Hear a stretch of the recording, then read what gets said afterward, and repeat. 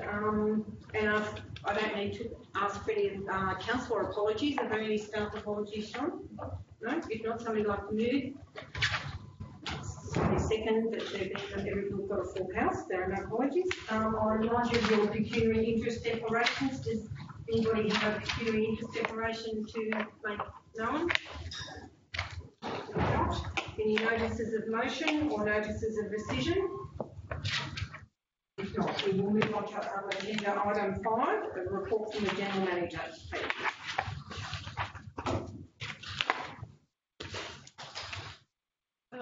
Thank you, councillors.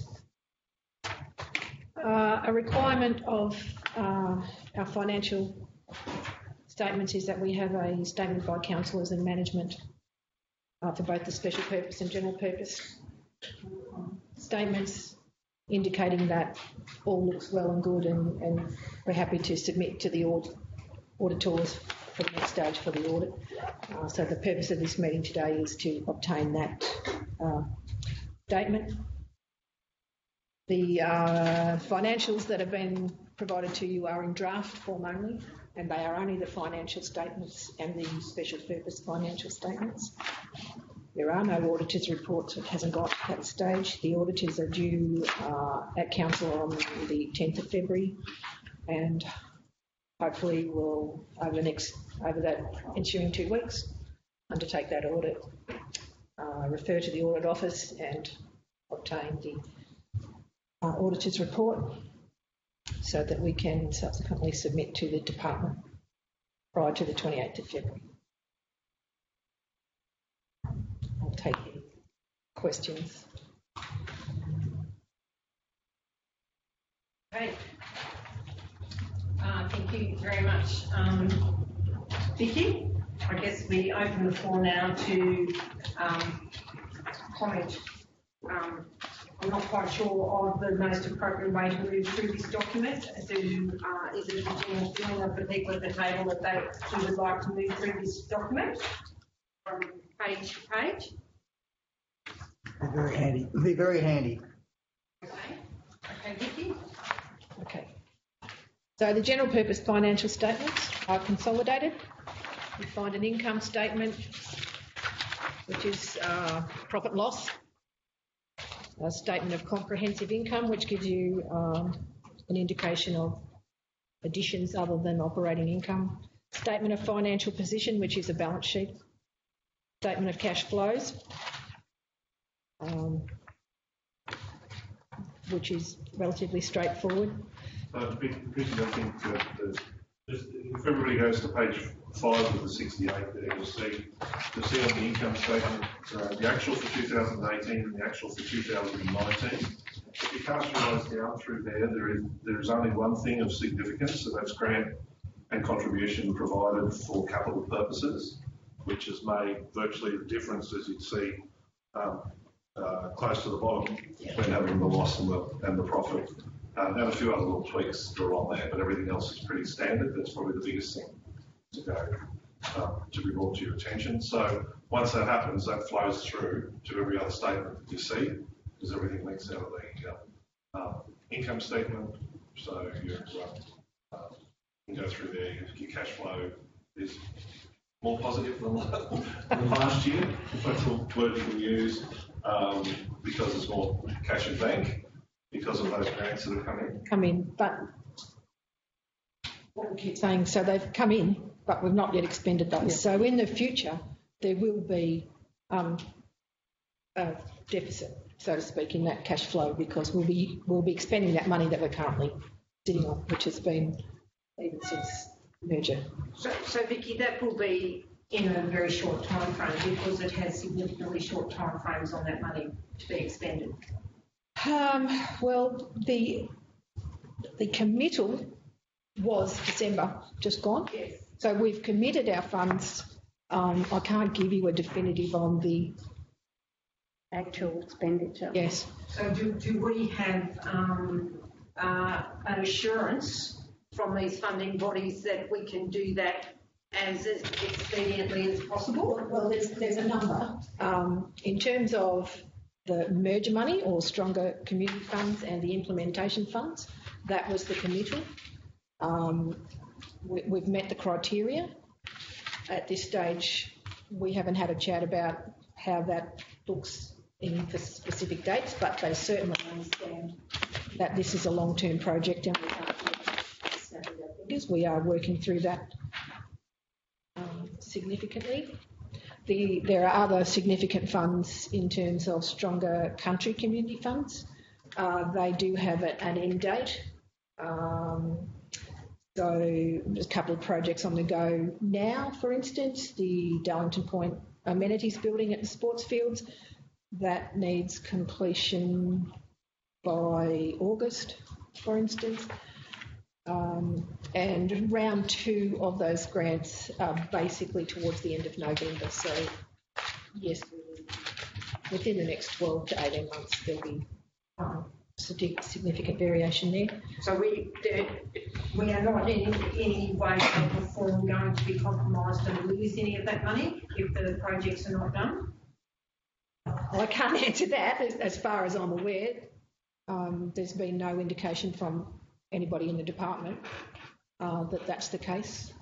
They're happy to see our committals, and they're well aware of the pressures that we are under. In fact, we're not the only ones. Most of these cases. And one of the other reasons too, when we talked about Stronger Country Community Funds round 3, they had made that a 3-year program because they were aware of the problems that we can undertake there. Okay, so we've covered page 5. What can you bring to our attention from page 6? I guess if you could just go page to page and highlight anything you think we need to be aware of. Page 6 is, you will note that amounts that are not classified as income as such. So we have to reassess every year our water and sewer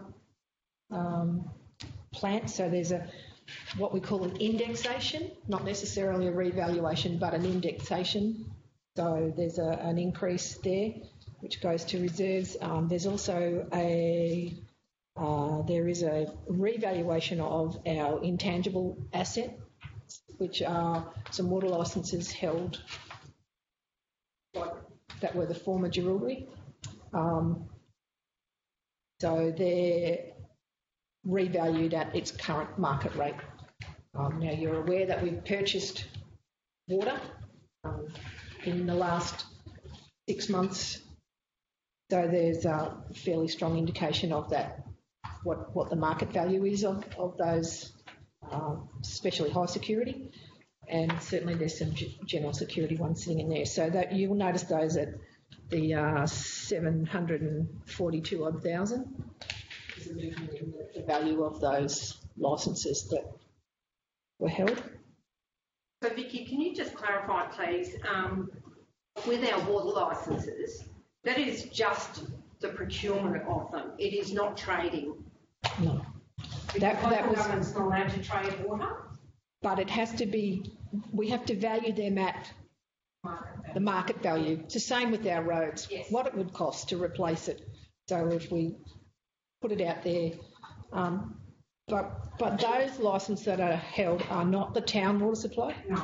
You can trade those. We can trade do what you those. like with those. So yes, so they are the high security water that we had held before, and some general security water, which is that linked to the golf club there. So the variations there. If we move on to page 7, which is the balance sheet.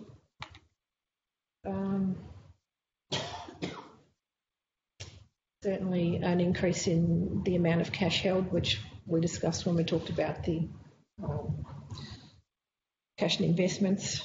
Our investments generally are recognised as those a bit beyond the 30 days, depending on the interest rates and the time of investments. So certainly we don't hold anything longer than 6 months there. If anybody has any questions of Vicky as we're moving through, please feel free to ask her directly. So the money that we've got in investments, 19 or 20,000, that's investments that we've made for our stronger, like all our grant money that we have. Unexpended funds and etc. There's a significant amount of that. And any reserves we hold. We also invest our water and sewer monies. Just like to remind everybody to speak clearly and loudly so it can be recorded as it should be. Okay, thank you. You will notice, councillors, a small decrease in the provisions, which is significantly the employee leave entitlement provisions.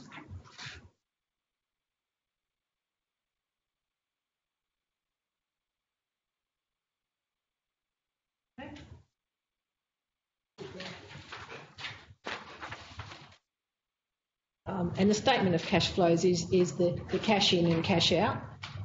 So that's the capital expenditure, which doesn't show on your profit and loss.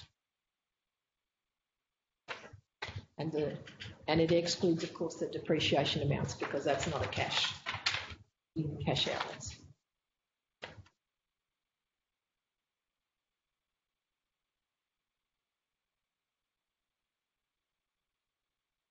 No significant movement there either way that would need to be identified for us.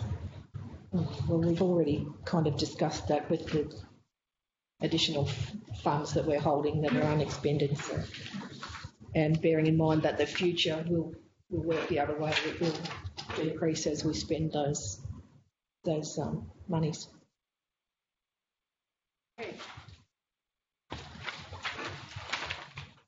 Beyond that are what we call the notes to the financial statements. So note 1 tells you how they're prepared, which is... Well, it might be easy to say that every one of these has got a note number beside them, so you can trace back there. Which is, so when you look at your profit and loss, your income statement, note 3 will tell you how the breakup of the income is more detailed than what's shown on the front there. It'll give you the breakup on the rates and charges, and it'll give you the breakup on interest income and so forth. 1 just gives you lots of talk about accounting standards and how we've done the statements. Note 2 are the functions of council and how where our monies are sitting, has a comparison to the budget and the actual expenditure.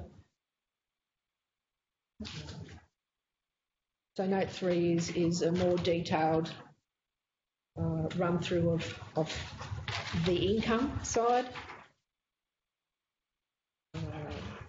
Excuse me, Vicky. Yes. Page 19, item D, commissions and agency fees. This year we have 100,000, last year's 16,000. What was the difference in the activity with that? I think last year's might have been a little bit different because the commission is substantially bank, the community bank commissions. I think that was a bit significantly more than 16,000 last year. So I think that was perhaps, certainly the 100,000 is more indicative of all the commissions that we receive. So we get commissions from the Bendigo Bank, we get commissions from CTP Insurances that we're an agency for so that we can do our own green slips and those sorts of things. There's certain commissions on levies and things that we collect on behalf of other government agencies, but the significant amount is the Bendigo Bank.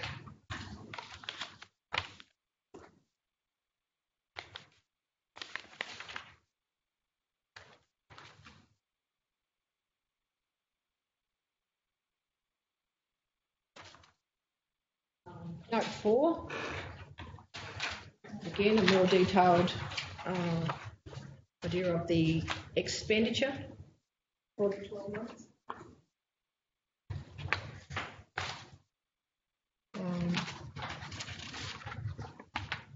You see there substantial difference, fairly substantial difference in the capitalised costs, what we call the capitalised costs. So any of the employee time, so to speak, that they have spent on capital assets, so those ones that are used over a longer period of time, which go on the balance sheet, are taken from there, because they actually show in the balance sheet.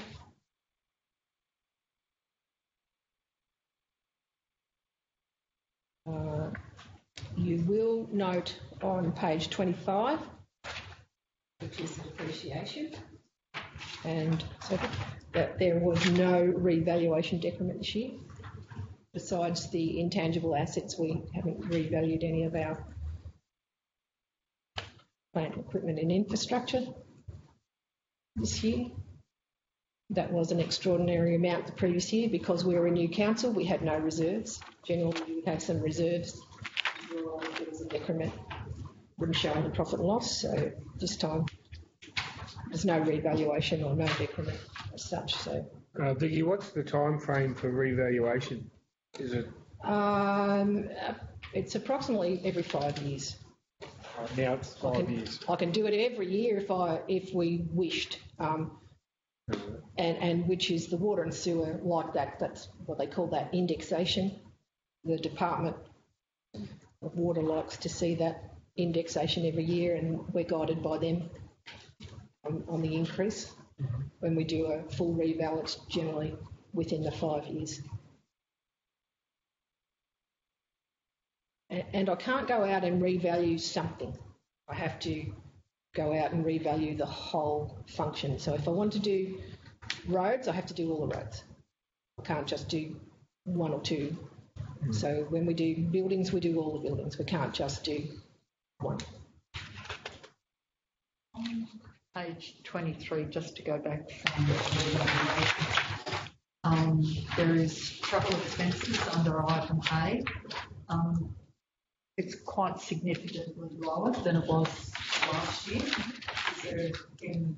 Well, there was a bit of a carryover while we were still doing lots of implementation things and visits to Sydney and so forth. When, like 16, 17, 18, we were still in that phase of a little bit of implementation. So there would have been significant travel still carrying over then.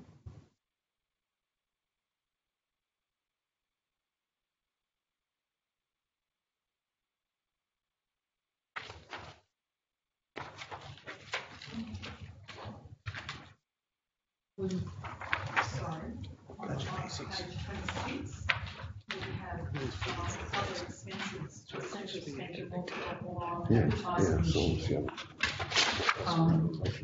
year than the previous year. Yeah, but the whole council. Yes. Because it's treated. The manner of tenders and so forth, that's a significant cost in advertising. It's going to cost over 40 grand. Can you tell me what the councillor's expenses, including the mayor's other, are, about 36,000? So that's anything with running all your travelling,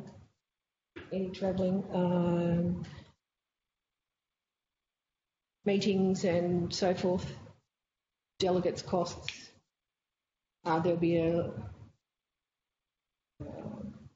bit of stationery and telephone costs and some things, etc. Yeah, in there. So what do you mean telephone costs? Well, the cost of, you've all got a SIM card in your iPads, so those are the costs of. Okay. There's a monthly charge on those. Vicky, on page 26, insurances, can you advise me why there's an increase of $80,000 on our insurances? What makes up that? Quite easy. I can't. They do it to me too, mate. I was going to say, there was certainly an increase in public liability and building, like property insurances. Mine jumped 20,000 this year from 40 to 70, 47 to 70. After these bushfires, it's going to jump a whole heap more. Exactly, Christine. Yeah, so it's not over yet. So everybody pays for bushfire. Everybody pays for cyclone. Yeah, and it's actually it's based internationally, so just because we don't have one here doesn't mean we wear those sort of costs, because usually they go out and are probably sponsored by Lords of London underneath most of these insurance companies are. Yeah, the underwriters. And yes, that's Now, right. now I see there was 44,000 for election expenses in 18. What do you think this year's election will cost? What the price on that? What was it? I think it's relatively close to that. I think it's 45. It's around 45, I think. 45, 50. Okay. There's been a substantial lot of lobbying as to what a rort the costs of conducting elections are, but really to no avail. But it is an ongoing advocacy. Yeah, but that was 44 on top of election. Well, that was 2 elections, wasn't it? That was 2. That was 2 elections. Yeah. So, Oh, awesome. local government New South Wales continue to advocate for some rationale around that, but we won't hold our breath. And those costs by the New South Wales Election Commission are also based on findings from IPAT, IPAT, yeah. as we are. So, Yes. gains on losses on disposal of property can vary depending on what it is we sell or otherwise. There were a number of land holdings that went through there based on the market, I guess, and what we actually can sell at any given time. Note 6 and onwards then gets into balance sheet items. So again, just expands those items from off the balance sheet. So our cash and investments.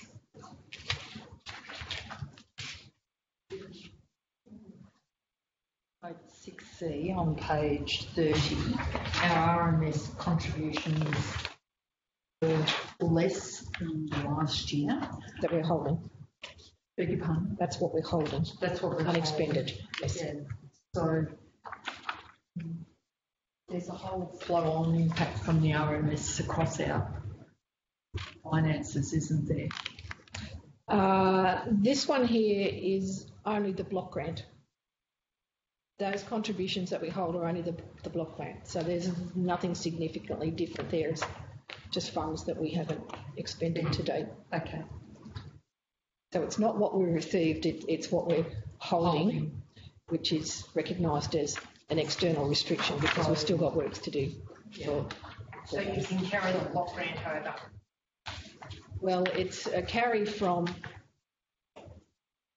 yes, only for a short time.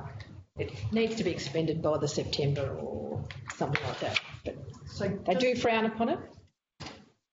So is there an easily identifiable reason why that money hasn't been spent? Yeah, there's not a significant amount of resealing that's happened, and that's on the cards as we speak. So if they frown upon it, we need to prioritise that money is spent. Yes. So does that then, the fact that we haven't spent our block money, does that go back to note 3, where the RMS contributions was decreased this year as opposed to 2018 on page 21? On page 21, we've got 651,000 this year as opposed to 819,000 last year. So from the RMS contributions that go on, when we look at our own, That should show as 800,000.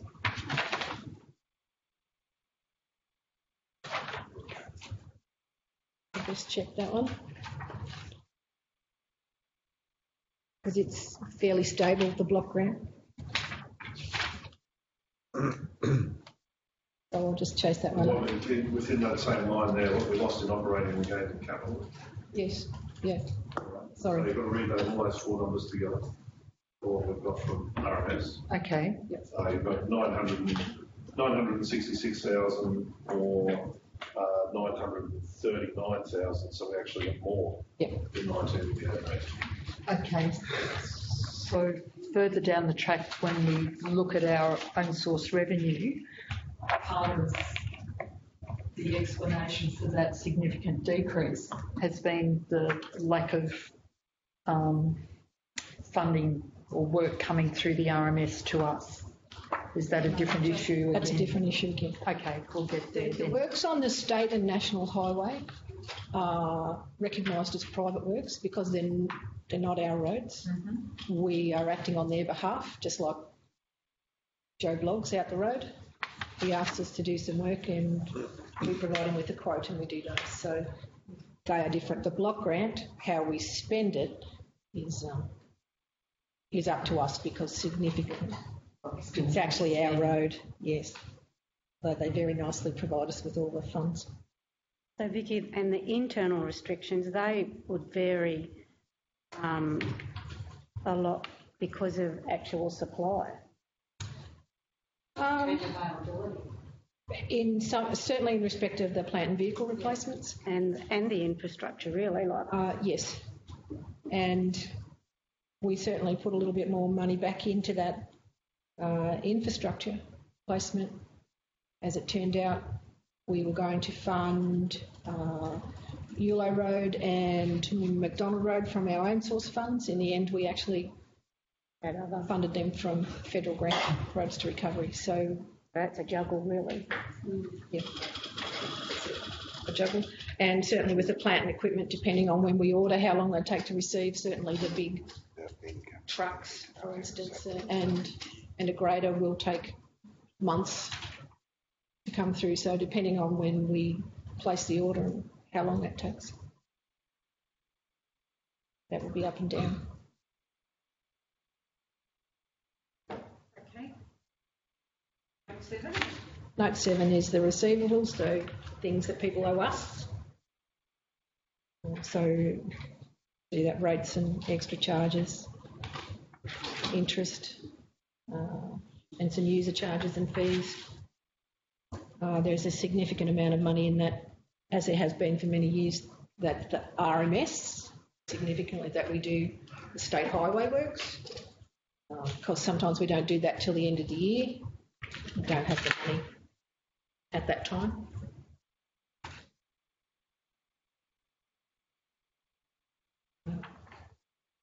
Accrued revenues. We've got more money in investments, so there'll be a higher accrued interest at the end of the year.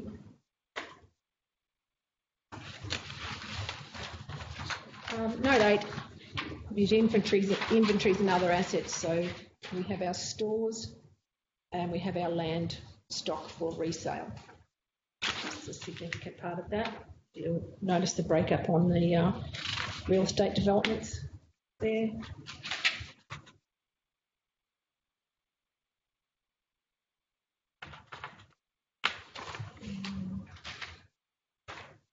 Speak to that a bit more, Vicky, please.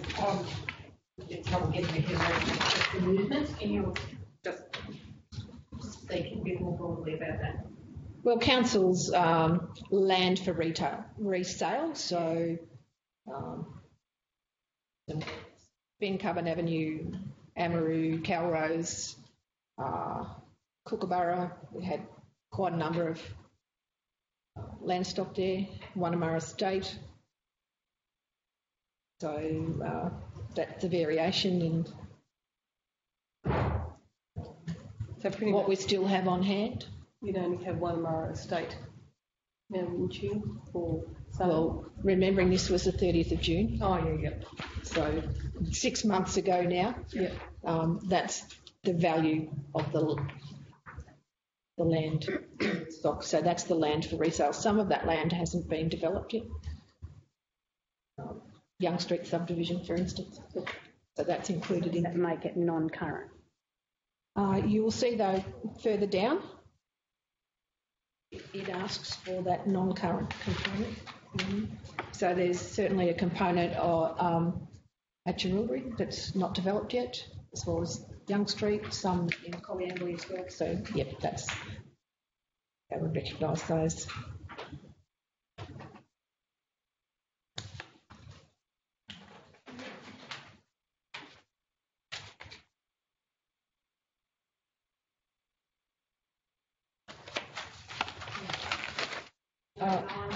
Note 9 is our major infrastructure, so our roads, our plant equipment, our buildings, our swimming pools, everything there. So it will give you a balance that we had, anything we've purchased, anything we've sold, depreciation for the year. So they are the assets that cannot be expended in one given year.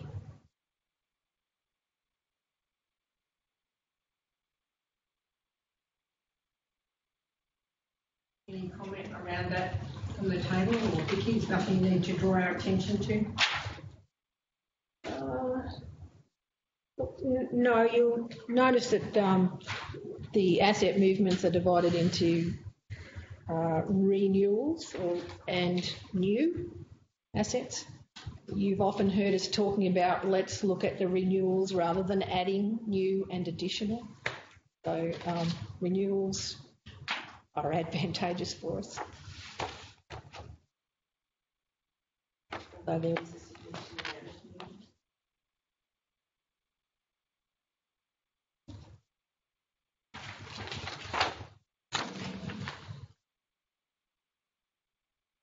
of the second part of note 9 gives a rundown on how the life expectancy and so forth of our fixed assets, infrastructure assets.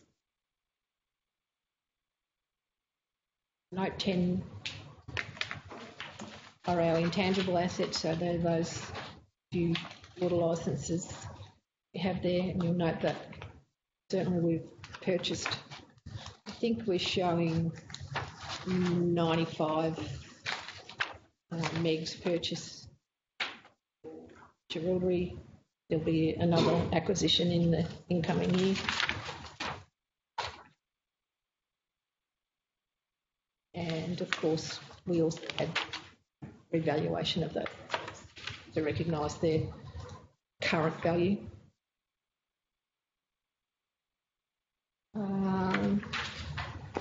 Note 11 is the payables, so what we owe people, payables and borrowings.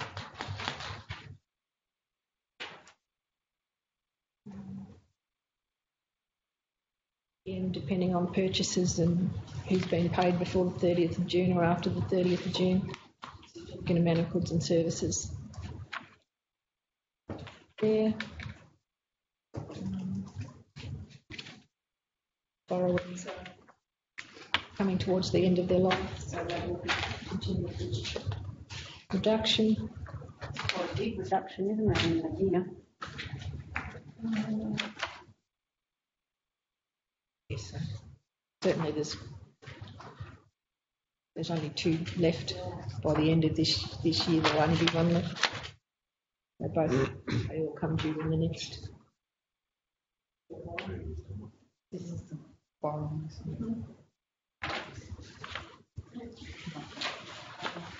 Note on the bottom of page 1, financing arrangements. Note the credit cards.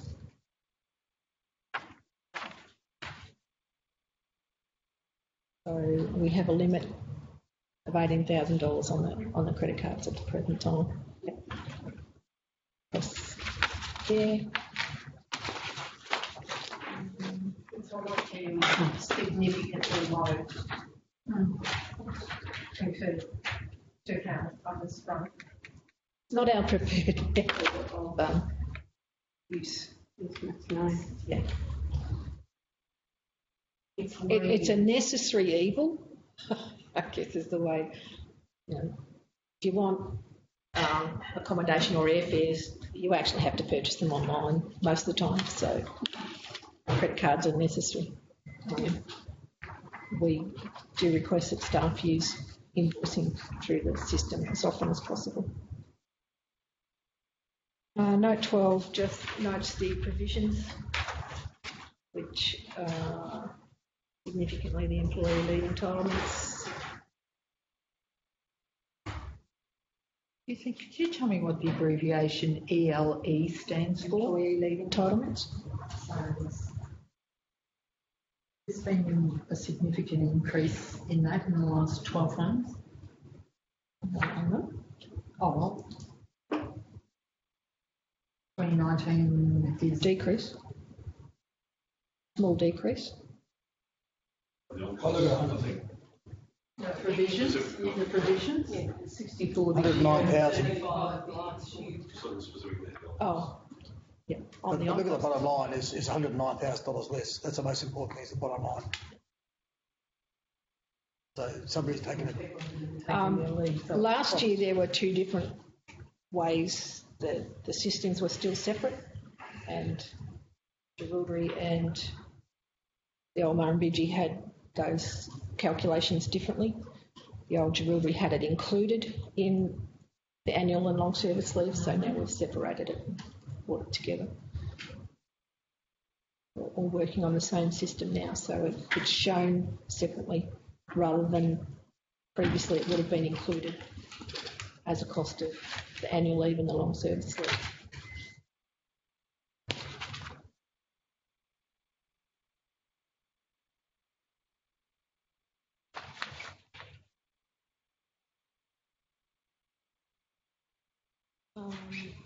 The note 14 shows the breakup, how the variance is in cash usage.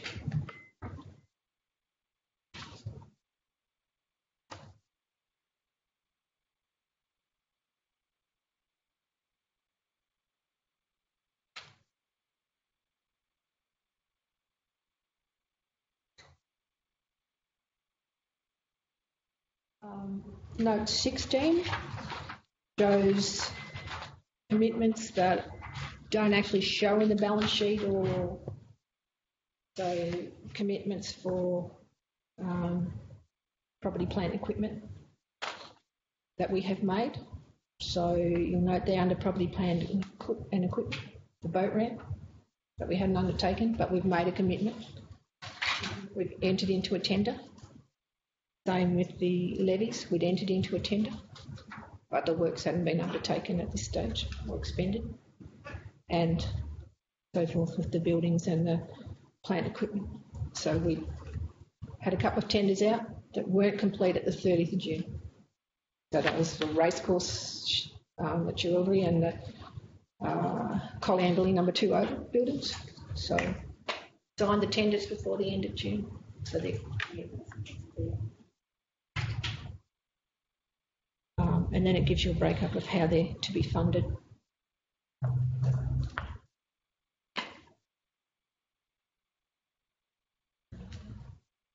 Note 17 shows contingencies and other assets and liabilities that aren't recognised. So significantly, we're talking about the superannuation in that area.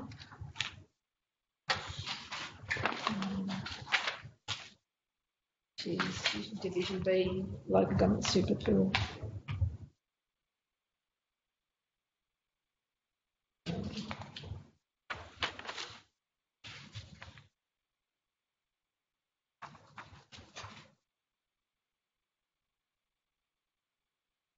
Note 18 gives you a financial risk management breakup if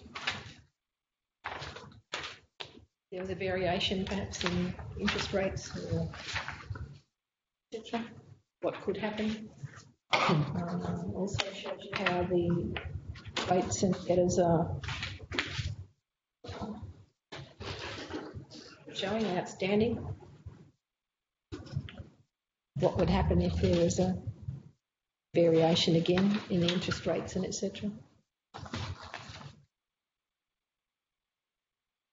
Certainly, and how our loans and so forth, how they're to be paid.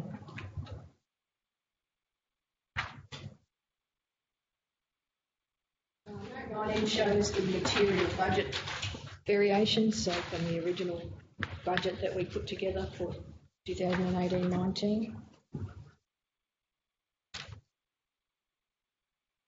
So there it gives you a little breakup of the significant differences.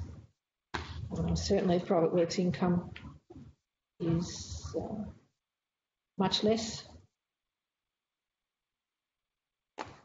And some from the RMS contracted works.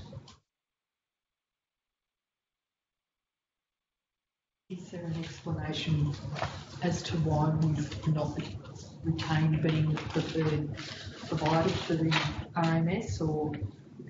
Oh, I can't say that we've not been the preferred provider. It's just that what money's available to us at the time. And they've got a significant amount of works, I guess, out on the highway, which is more important than perhaps the works we would do here on 321. Or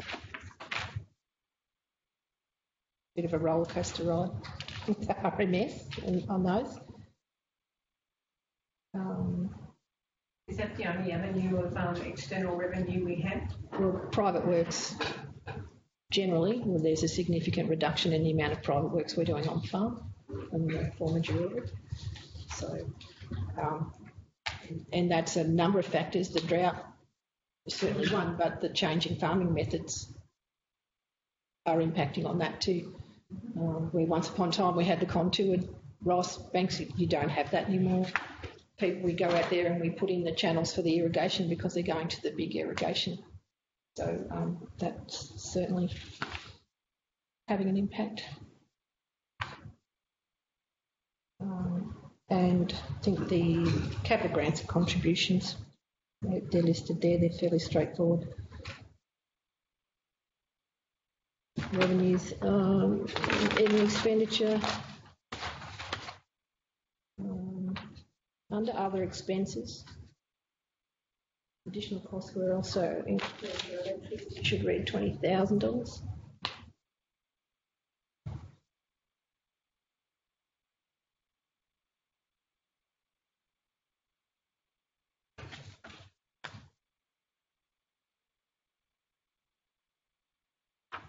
Note 20 is the fair value measurement. So fair value is basically the current costs that we could get in the market or current costs that will show us. And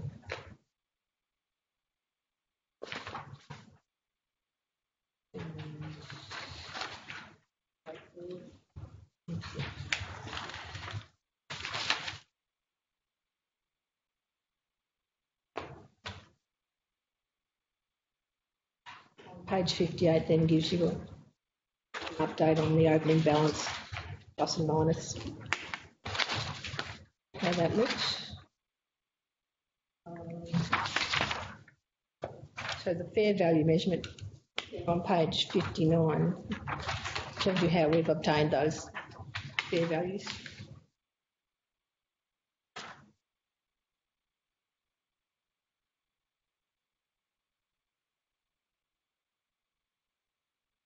When are the new land values due be?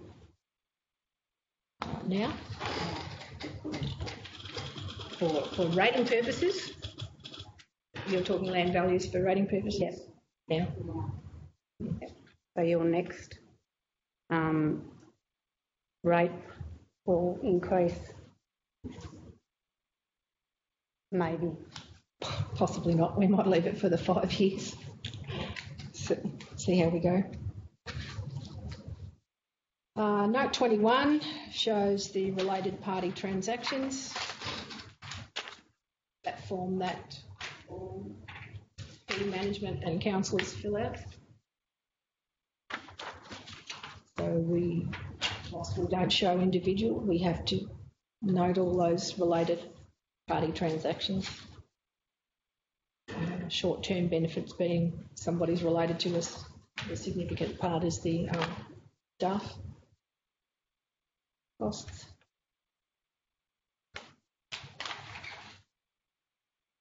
And to be expected in a small community. Note 22 is a statement of developer contributions. That includes the levy, voluntary levy. Everything there. Note 23 is the financial result fund. So, income statement and the balance sheet at the front of the document we're showing consolidated. This shows you now the breakup between water, sewer and general.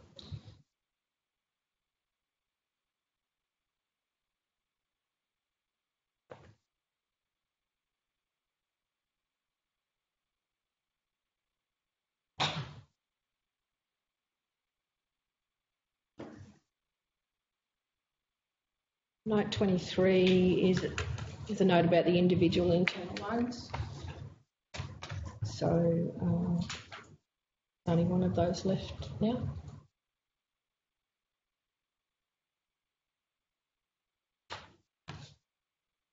Note 24 is a statement of performance measures.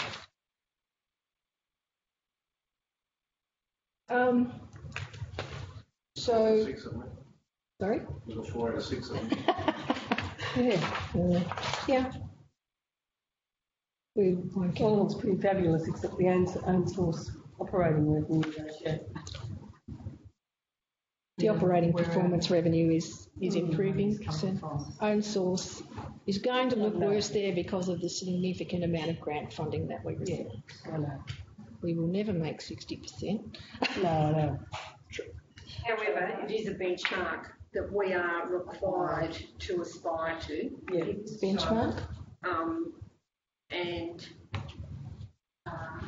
And we must at all times be really mindful of that because it speaks to our fit for purpose operation.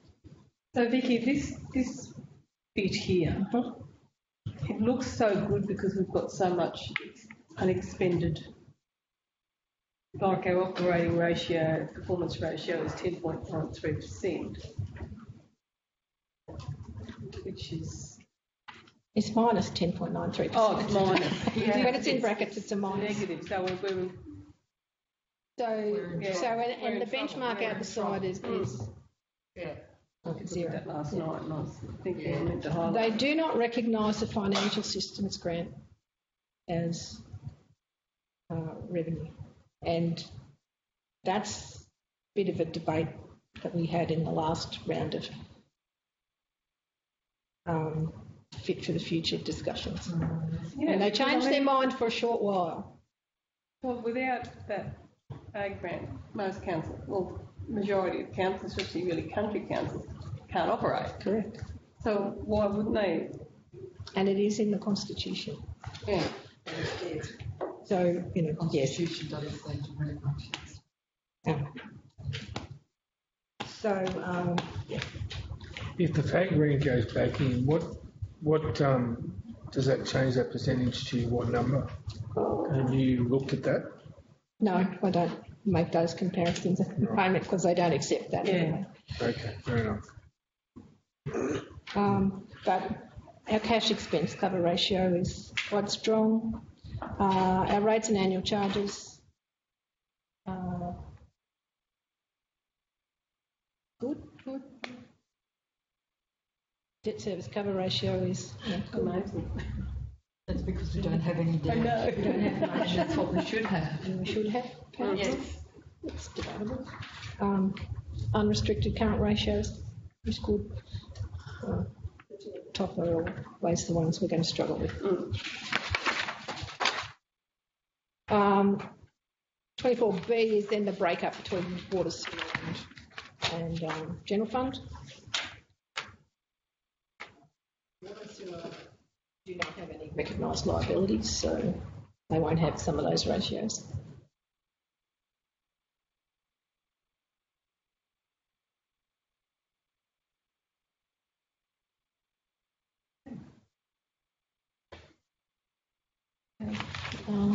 And then going into the special purpose financial statements, they are the water fund and the sewer fund. So basically the same. Have a look at that performance. Basically that note we've looked at before.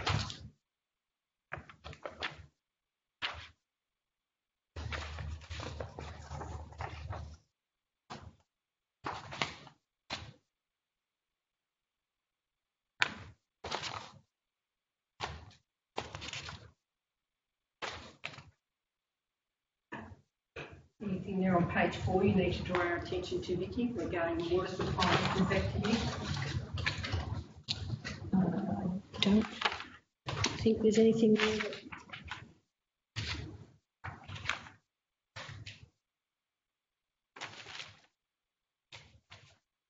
nothing significantly that I could bring to your attention. It's business as usual. Sewage. Can I just ask, the employee benefits and on-costs, it's had an increase of 65,000 or 65,000 something from last year. Have we employed another person? No, we've done a significant amount of repair works, certainly around the board. So there's no staff time being spent there.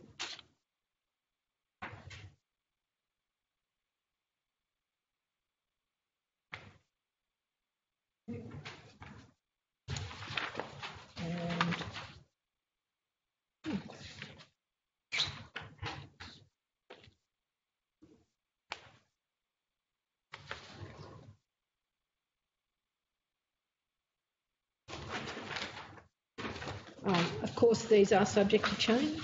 If the auditors and the audit office come in and find something that's not to their liking, that's possible. I don't think that will be the case. I have confidence in what's presented there. So Vicky, you informed us that the external auditors will commence work on the 10th of February. Correct. And be for a period of 2 weeks. Look, they're usually on site for between 3 and 5 days. They do some other off-site and get us to provide them with some more information, and they send that to the audit office once they're happy. Goes off to the audit office for them to do their checks and so forth, and before we can get an audit report. So the expectation is that these, the external audit report and these will be for presentation at the February Council. Possibly not. Possibly not. Well, that's what you said on the 28th of February. Yeah, but we've got the meeting. The meeting's the 25th. So 5 weeks from when the auditors come back to comes back. from the date of receipt of the audit report, we have to, within 1 week and within, not before 1 week, but within 5, have to have these presented again to the meeting and to the public after receipt of the audit report. So if the audit report is not in before it probably won't be before the 17th, because we have to advertise that the audited financial statements are going up for discussion. So, which is why we can't do it inside the 7 days, 1 week. So it'll probably be presented to the March meeting. I could be wrong. I'd like to be proved wrong, but I'm thinking with them not coming on site until the 10th, probably won't. But that doesn't stop us from submitting. You'll see my resolution is that the Mayor and the General Manager authorise the submission to the department by the due date. The due date is? 28th of February. Would it be prudent to submit that without having the external auditor's report? Can't. I thought you said I've got to have I have to have the auditor's report as part of this document. That's what I thought you said. Yeah. So once I receive the audit report, it becomes part of the document, part of the financial statements, and then I can submit to the department. Council. Correct.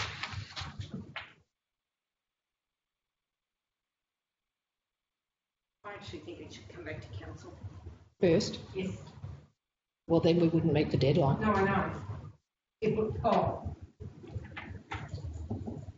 has the deadline been extended already? To the 28th of February, it's been extended twice. Yeah.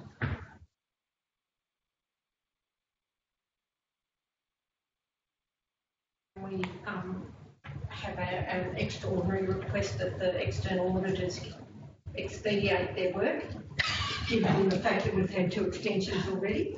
I've got to tell you, I can't go there. I can't ask them that.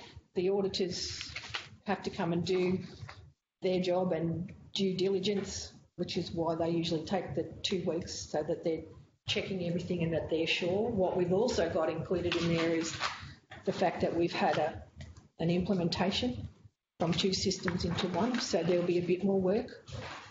I'm not sure that I can go to the audit office and...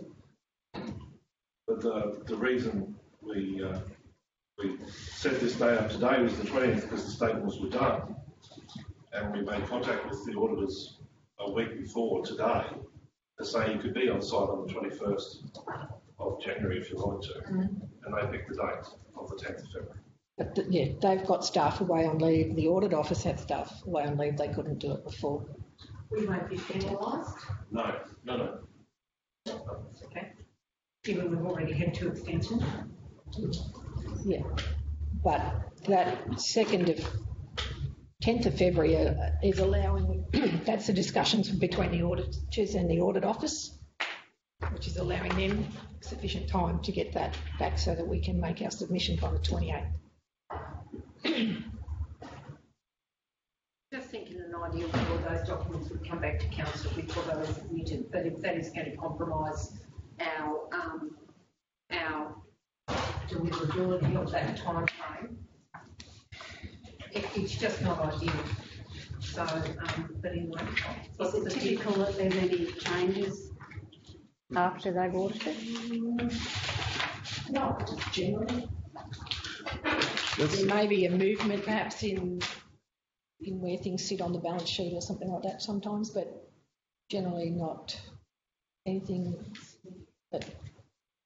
Councillor Brown. Yeah, Madam Mayor, unless there's some discretion or there's a dispute with the figures we've been presented and what the auditors allow, then why would it be necessary for us to go through them again? Well, I guess it's not necessary, Pat, but I think it is good practice to put in place for future times so that, I mean, we are ultimately responsible. Yep. We ultimately sign off on it. So I think ultimately it should come to council. But given this deadline this time, it's problematic. But I think for future deliverability, I think it should come back to the council. Yeah, post being audited before we actually look at it. Before we sign off on it, yes. There is certainly allowances within the Act to say that we could submit, and if something happened, because certainly they've got to go out in public display and someone from the public might come back and say, I don't believe you've done this the right way, and we can amend them.